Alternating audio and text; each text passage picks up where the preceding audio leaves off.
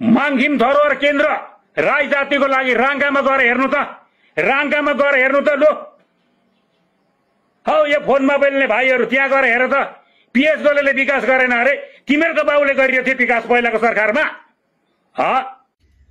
यो गंगाराम चापागाई बोजूले के भन्नुभएको?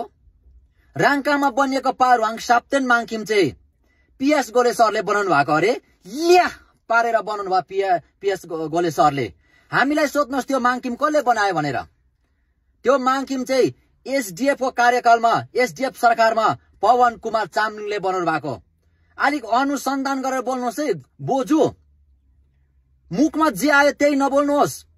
त्यो माङखिम पारुवाङ साप्तेन माङखिम चाहिँ नि एसडीएफ को कार्यकालमा बनिएको हो र सिक्किमको राईलाई मात्रै हैन विश्वको राईलाई थाहा छ पारुवाङ साप्तेन माङखिम चाहिँ पवन कुमार चामलिङले बनाएको हो भनेर चाहिँ विश्वको राईलाई याद छ। बुझ्नुभयो बोजू? तपाई एउटा भुकेर हुँदैन, तपाई झुटो इन्फर्मेसन नदिनुहोस् दुनियाँलाई। सबै काम सकेपछि कलर मात्रै लगाएर इनोग्रेसन गर्ने चाहिँ एसकेएम पार्टी हो, यति चाहिँ भन्नु सुहाउँछ। हो एसकेएम पार्टीमा पिएस गोले सरले इनोग्रेसन गर्नु भएको, तर कसको कार्यकालमा बनिएको हो पिएस गोले सरले बनाएको भने चाहिँ नभन्नुहोस् है बोजू। तपाई झुटो कुरा नफैलाउनुहोस्। इतिहास साक्षी छ, हामी साक्षी छौँ, हाम्रो आँखा फुटेको छैन। त्यो कसले बनाएको कहिले बनाएको भन्ने कुरा हामीलाई याद छ। बोजू दैलो थुनेर जे बोलेर त्यही हुँदैन। त्यो चाहिँ हामी गर्वको साथमा भन्नु सक्छौं कि पवन कुमार चामलिङले बनाउनु भएको है एसडीएफ को सरकारमा, एसडीएफ को कार्यकालमा। अलि यति चाहिँ कुरा याद राखेर बोल्नुहोस् बोजू, मुखमा जे आयो त्यही नबोल्नुहोस्। हामीलाई पनि थाहा छ एसकेएम गभर्नमेन्टले कति चाहिँ विकास गरेको छ भन्ने कुरा चाहिँ हामीलाई नसिकाउनुहोस्।